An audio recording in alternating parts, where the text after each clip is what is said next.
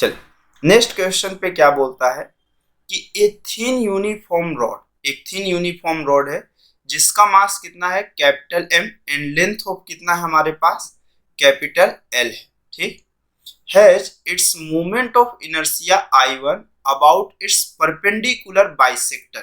ठीक, उसकी moment of thin rod है जिसका मास m है, लेंथ ऑफ कितना है हमारे पास मास m है, लेंथ ऑफ l है, इसके इस पोर्शन से इनर्शिया ऑफ कितनी है I1 about its perpendicular bisector.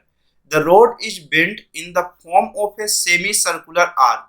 उस रोड को बेंट कर दिया गया है अब किसके फॉर्मेट में, एक सेमी सर्कुलर आर्क के फॉर्मेट में। इसका मास अभी भी m है, लेंथ अभी भी l है। ठीक, now it is moment of inertia through the centre of the semi circular arc.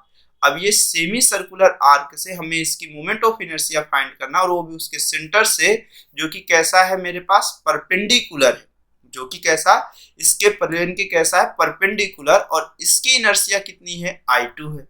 तो अब क्या बोला है the ratio of I1 by of I2 कितना होगा। I1 की वैल्यू तो यहाँ पे m by of 12L square है।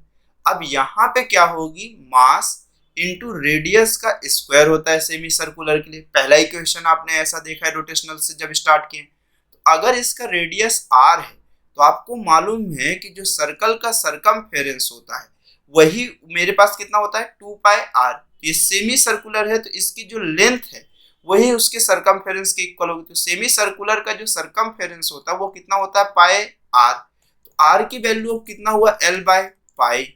अगर मैं इसमें वैल्यू पुट किया m, r की वैल्यू l बाई ऑफ पाई का क्या हो गया स्क्वायर, ये हो गया ml स्क्वायर बाई ऑफ कितना पाई।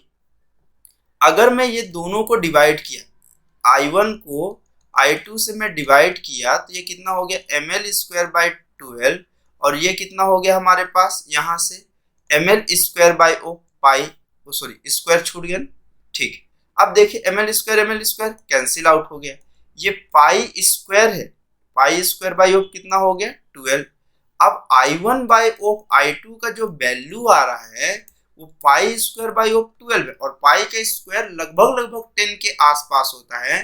मतलब ये जो I1 by of I2 denominator ज्यादा और न्यूमरेटर कम है, तो ये जो रेशियो है वो 1 से कैसा होगा कम मिलेगा। तो इसका ऑप्शन नंबर ऑफ कौन सा करेक्ट है, फर्स्ट करेक्ट है। तो 7th का जो ऑप्शन नंबर करेक्ट है वो कौन सा है, फर्स्ट है। ठीक, फिर नेक्स्ट क्वेश्चन पे